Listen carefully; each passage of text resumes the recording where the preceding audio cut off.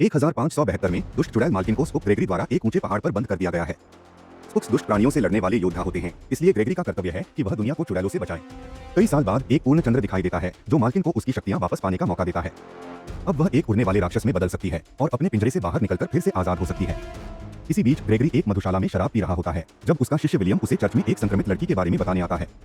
Gregory समझाता है कि वह छुट्टी पर है और एक आदमी उसे मदद न करने के लिए फटकार लगाता है। जब वह आदमी उसके कंधे को छूता है तो ग्रेगरी उसे धक्का देकर अपने मग से उससे लड़ने लगता है। वह उसे लड़ाई को और रोमांचक बनाने के लिए एक तलवार भी देता है और उसे नीचे गिराने के लिए मग से मारता रहता है, फिर उस पर शराब डाल देता है। इसके बाद ग्रेगरी और विलियम स्थानीय चर्च की ओर चल पड़ते हैं। जब वे ठीक से सशस्त्र हो जाते हैं तो वे इमारत में प्रवेश करते हैं और एक स्तंभ से जंजीरों से बंधी हुई एक पिशाचित बच्ची को पाते हैं। वह अपनी शक्ति का उपयोग करके उन पर एक क्रॉस फेंकती है, लेकिन ग्रेगरी आसानी से उसे पकड़ लेता है। जब उसके पिता पुष्टि करते हैं कि वह कल रात से ऐसी ही है तो बच्ची एक राक्षसी आवाज में बोलने लगती है और ग्रेगरी को सूचित करती है कि माल्किन भाग गई है। ग्रेगरी को एहसास होता है कि चुड़ैल ही उस बच्ची को पिशाचित कर रही है और वह बच्ची के गले में एक जादुई पाउडर का थैला डालता है जिससे वह गिर जाती है। उसके शरीर से काली ऊर्जा निकलती है और अब वह फिर से एक बच्ची की तरह लगती है, इसलिए उसके माता पिता उसे ले जाते हैं। फिर काली ऊर्जा एक साथ मिलकर माल्किन का रूप ले लेती है जो ग्रेगरी को चिढ़ाने लगती है और विलियम को मोहित करने की कोशिश करती है, लेकिन असफल रहती है।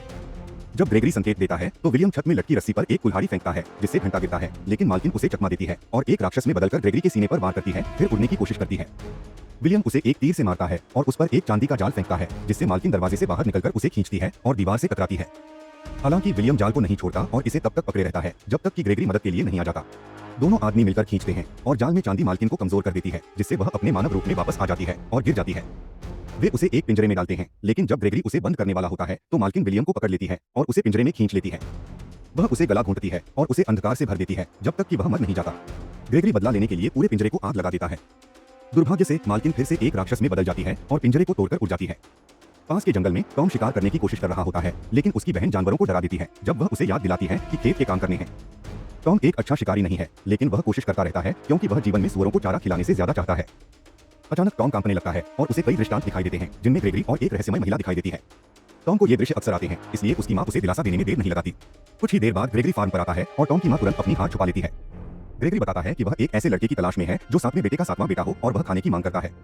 टॉम कबूल करता है कि वह सातवें बेटे का सातवां बेटा है और ग्रेगरी उसके परिवार को पैसे देने की पेशकश करता है ताकि वह टॉम को अपने साथ ले जा सके। टॉम की मां को यह बहुत खतरनाक लगता है, लेकिन टॉम इसे करना चाहता है क्योंकि उसने अपने दृश्यों में ग्रेगरी को पहचाना है। जाने से पहले उसकी मां उसे अपनी हार देती है और कहती है कि उसे इसे हमेशा पहनकर रखना चाहिए। इस बीच माल्किन अपने अड्डे पर लौटती है और अपनी बहन लिज़ी को बुरी तरह जला हुआ पाती है। माल्किन तुरंत उसे ठीक कर देती है और फिर अपने जादू से जगह को जल्दी से ठीक कर देती है। एक लंबे नाव यात्रा के बाद टॉम और ग्रेगरी शहर पहुंचते हैं। ग्रेगरी टॉम को कुछ पैसे देता है और उसे सामान खरीदने के लिए कहता है, जबकि वह खुद सराय में जाता है। टॉम जब इधर उधर देखता है तो उसे पता चलता है कि स्थानीय लोगों ने एलिस नाम की एक महिला को पकड़ लिया है और वे उसे जलाना चाहते हैं क्योंकि वे सोचते हैं कि वह एक जादूगरनी है। टॉम उसे अपने दृश्यों में देख चुका होता है, इसलिए वह उसे बचाने के लिए भागता है। वह सभी को बताता है कि वह ग्रेगरी का प्रशिक्षु है और वह जादूगरनी से छुटकारा दिला देगा, इसलिए लोग उसे एलिस को ले जाने देते हैं। एकांत स्थान पर पहुंचने के बाद टॉम उसकी रस्सियां काट देता है और एलिस उसे चेतावनी देती है कि ग्रेगरी के सभी प्रशिक्षु मारे जाते हैं। जाने से पहले वह टॉम से कहती है कि वह ग्रेगरी को उसके बारे में न बताए। उसी शाम एलिस बुरी शक्ति के अड्डे पर जाती है, जिससे पता चलता है कि वह लिज़ी की बेटी है। माल्किन यह जानकर खुश होती है कि एलिस ग्रेगरी पर नजर रख रही थी और घोषणा करती है कि उन्हें सभी अंधेरे जीवों को इकट्ठा करना होगा और पूर्ण चंद्रमा के खून का इंतजार करना होगा। टॉम की बात करें तो वह ग्रेगरी के साथ जंगल पार कर रहा होता है और बार बार डरावनी आत्माओं से डर जाता है। ग्रेगरी उसे समझाता है कि स्पूक केवल आक्रामक राक्षसों को मारते हैं और उन्हें जल्द से जल्द माल्किन को रोकना होगा। टॉम डर से कांपने लगता है और उसे माल्किन के पिंजरे से भागने का दृश्य दिखाई देता है। वह बेहोश हो जाता है और अगली सुबह तक नहीं उठता जब वह देखता है कि वह और ग्रेगरी एक नाव पर हैं और उनके साथ एक ट्रोल नामक जीव तस्क भी है। आखिरकार वे जमीन पर पहुंचते हैं और ग्रेगरी के घर जाते हैं जो हथियारों, किताबों और उन्नत यंत्रों से भरा होता है। टॉम को एक टेपेस्ट्री मिलती है जो फाल्कन्स को दिखाती है, जो एक महान योद्धाओं का समूह था जो अंधेरे की शक्तियों से लड़ा करता था और सातवें बेटे के सातवें बेटों को प्रशिक्षित करता था। पहले इनकी संख्या हजारों में थी, लेकिन अब ग्रेगरी ही आखिरी बचा है। आमतौर पर एक प्रशिक्षुता 10 साल तक चलती है, लेकिन ग्रेगरी कहता है कि उसके पास टॉम को प्रशिक्षित करने के लिए केवल 1 सप्ताह है क्योंकि उन्हें पूर्ण चंद्रमा के खून से पहले माल्किन को रोकना होगा। यह घटना हर 100 साल में एक बार होती है और पिछली बार इसने जादूगरनियों को इतना शक्तिशाली बना दिया था कि उन्होंने युद्ध छेड़ दिया था। उस रात टॉम ग्रेगरी की आवाज सुनकर जाग जाता है जो मदद की पुकार कर रही होती है। वह जांच करने जाता है और एक कंकाल के साथ एक बख्तरबंद पोशाक पाता है, लेकिन वहां और कुछ नहीं होता। जब टॉम वापस मुड़कर जाने लगता है तो अचानक वह बख्तर चमकने लगता है और हिलने लगता है। टॉम भागने लगता है क्योंकि वह बख्तर उसका पीछा करता है और जो भी दरवाजा उसके रास्ते में आता है उसे तोड़ देता है। वह एक भाला फेंकता है जिसे टॉम मुश्किल से बचाता है, फिर ऊंचाई पाने और एक मंच तक पहुंचने के लिए कुछ यंत्रों पर चढ़ता है। बख्तर भी एक जंजीर का इस्तेमाल कर मंच पर चढ़ता है और तलवार से हमला करना शुरू कर देता है, जिससे चारों ओर की चीजें नष्ट होने लगती हैं क्योंकि टॉम लगातार बचने की कोशिश करता है। फिर बख्तर टॉम को मंच से नीचे फेंक देता है और उसे पकड़ने के लिए कूद पड़ता है, लेकिन इससे पहले कि वह टॉम को मार सके ग्रेगरी उसे निष्क्रिय कर देता है। अपनी छड़ी का उपयोग करते हुए ग्रेगरी जल्दी से बख्तर को हरा देता है और तब तक वार करता है जब तक वह अंदर छिपी अंधकार की शक्ति को नष्ट नहीं कर देता। इसके बाद ग्रेगरी टॉम को डांटता है क्योंकि उसे अपने कमरे में रहना था और वह पहले ही अपनी पहली परीक्षा में फेल हो चुका है। फिर ग्रेगरी अपनी छड़ी टॉम की ओर फेंकता है और तलवार से उस पर हमला करता है, जबकि टॉम के परिवार के बारे में बुरी बातें कहकर उसे चिढ़ाता है। टॉम अभी तक अच्छा लड़ाकू नहीं है और ग्रेगरी जल्दी से उसे तलवार से गर्दन के पास तक दबोच लेता है और घोषणा करता है कि वह बेकार है। गुस्से में टॉम एक तलवार ग्रेगरी के सिर के पास फेंकता है, जिससे ग्रेगरी उसे प्रशिक्षण जारी रखने के लिए राजी हो जाता है। ग्रेगरी टॉम को मालकिन के राक्षसी अनुयायियों और उसके शक्तिशाली सहायकों के बारे में सिखाता है। टॉम को चाकू फेंकने, उन धातुओं और जड़ी बूटियों के बारे में सीखने को मिलता है जो अंधकार की शक्तियों को नुकसान पहुंचाते हैं, विभिन्न प्रकार के राक्षसों की पहचान कैसे करें और खुद को जादू से बचाने के तरीके सीखता है। दुष्ट अड्डे में मालकिन के सहायक अपनी राक्षसी सेना के साथ इकट्ठा हो रहे होते हैं। जब उनमें से एक मालकिन की ओर देखता है तो वह इसे तुरंत अपमानजनक मानते हुए मार डालती है। यह देखकर एलिस को एहसास होता है कि मालकिन को अपने ही लोगों की परवाह नहीं है और वह अपनी मां को चेतावनी देने की कोशिश करती है, लेकिन लिज़ी उसे आश्वस्त करती है कि मालकिन उसके परिवार को कोई नुकसान नहीं पहुंचाएगी। उस रात टॉम फिर से किसी आवाज से जागता है और एलिस को झील में नहाते हुए देखता है। एलिस टॉम से कहती है कि वह तब तक मुड़कर न देखे जब तक वह बाहर नहीं आ जाती और वह जादू का उपयोग करके अपने कपड़े पहन लेती है ताकि उसका राज न खुले। लेकिन जब टॉम मुड़कर उसका हाथ पकड़ता है तो एक चमकदार चिंगारी उठती है और एलिस को सच बताने के लिए मजबूर होना पड़ता है। वह एक जादूगरनी है और कहा जाता है कि यदि कोई जादूगरनी चंद्रमा की रोशनी में किसी पुरुष को छूती है और वहां चिंगारी उठती है तो इसका मतलब है कि वह उसका सच्चा प्रेम है। एलिस यह भी बताती है कि सभी जादूगरनियां बुरी नहीं होती, जैसा कि ग्रेगरी कहता है, और वह स्वीकार करती है कि वह उस पर नजर रख रही थी। वे लगभग एक दूसरे को चूमने ही वाले होते हैं कि तभी टस्क अपने बुरे सपने में कुछ आवाजें निकालता है और टॉम का ध्यान भटक जाता है। जब टॉम पलटकर देखता है तो एलिस गायब हो चुकी होती है। अगली सुबह समूह शहर की घंटियां बजने की आवाज सुनता है, जिसका मतलब होता है कि स्पूक को बुलाया जा रहा है। तभी कुछ शूरवीर वहां आकर उन्हें शहर ले जाने की तैयारी करते हैं, जिसमें 2 दिन लगेंगे। जब वे वहां पहुंचते हैं तो एक पादरी उन्हें एक भयानक राक्षस के बारे में बताता है, जिसके पास जाने की कोई हिम्मत नहीं करता।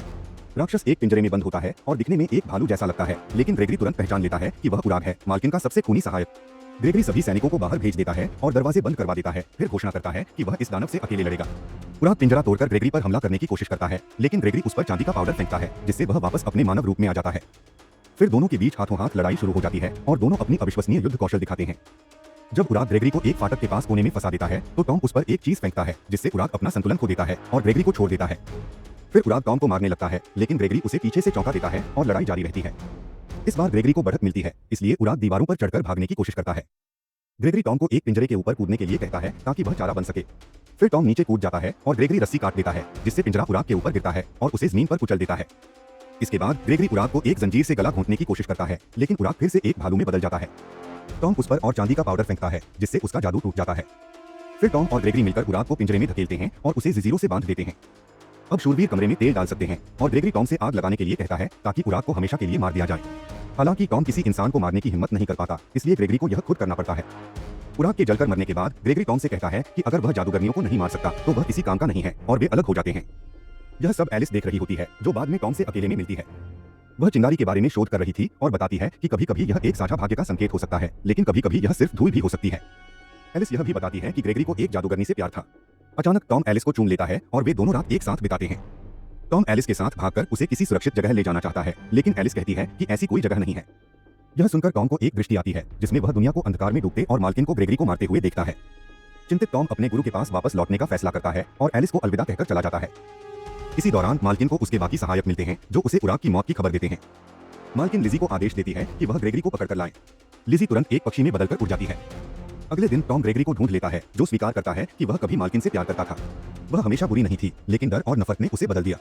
जब मालकिन को पता चला कि ग्रेगरी ने किसी और से शादी कर ली है तो उसने जलन में उसकी पत्नी की हत्या कर दी। ग्रेगरी ने तुरंत उसे पकड़ लिया, लेकिन वह उसे मारने की हिम्मत नहीं जुटा सका, इसलिए उसने उसे कैद कर दिया।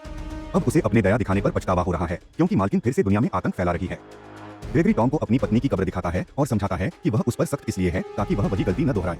दोनों अपनी यात्रा जारी रखते हैं, लेकिन तभी टस्क उन्हें रोककर एक चेतावनी देता है।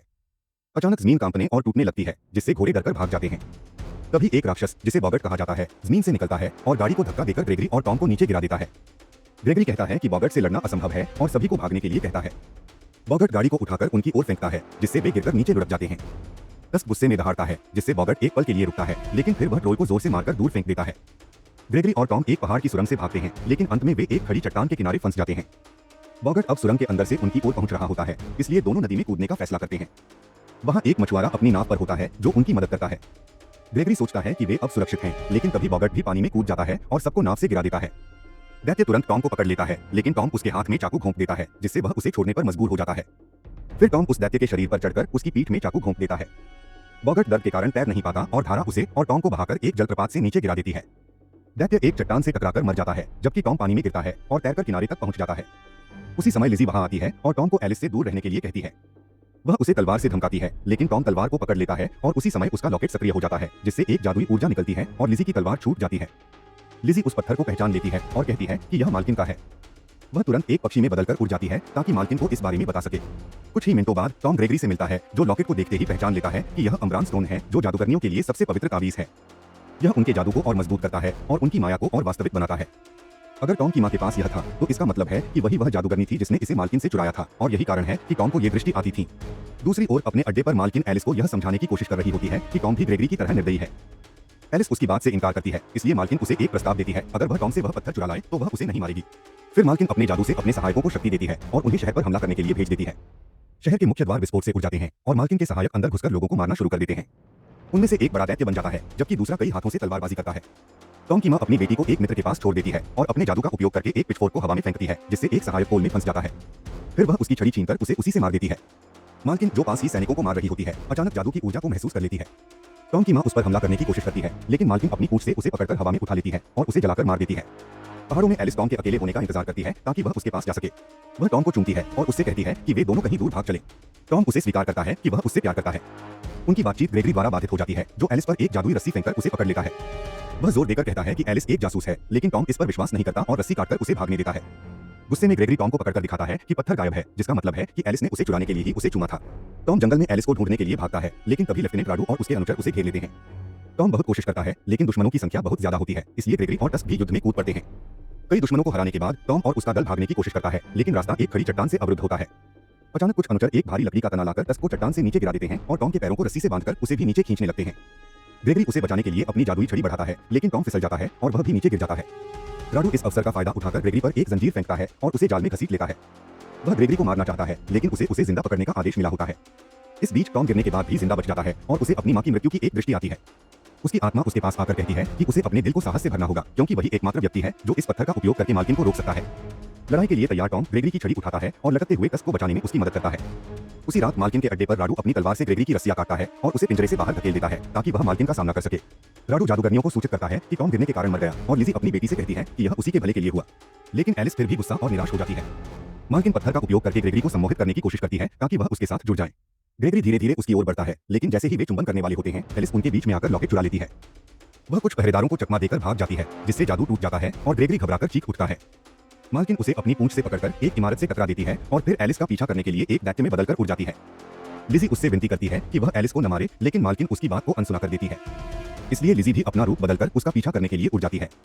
जब मालकिन एलिस पर हमला करने वाली होती है तो लिज़ी उसका पंख पकड़कर उसे नीचे गिरा देती है, जिससे दोनों स्तंभों से टकरा जाते हैं। एक स्तंभ गिरने लगता है, इसलिए एलिस समय पर लुढ़ककर बच जाती है, लेकिन लॉकेट मलबे के नीचे दब जाता है।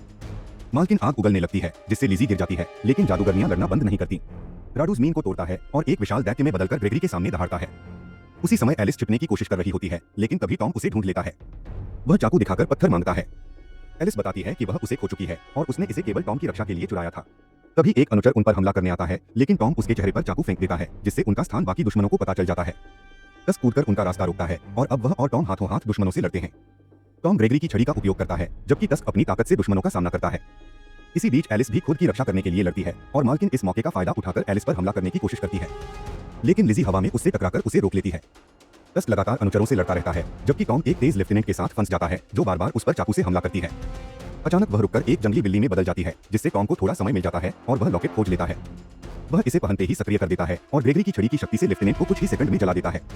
एलिस अब भी इधर-उधर भाग रही होती है और एक अनुचर को मारने के बाद उसे एक लेफ्टिनेंट का सामना करना पड़ता है।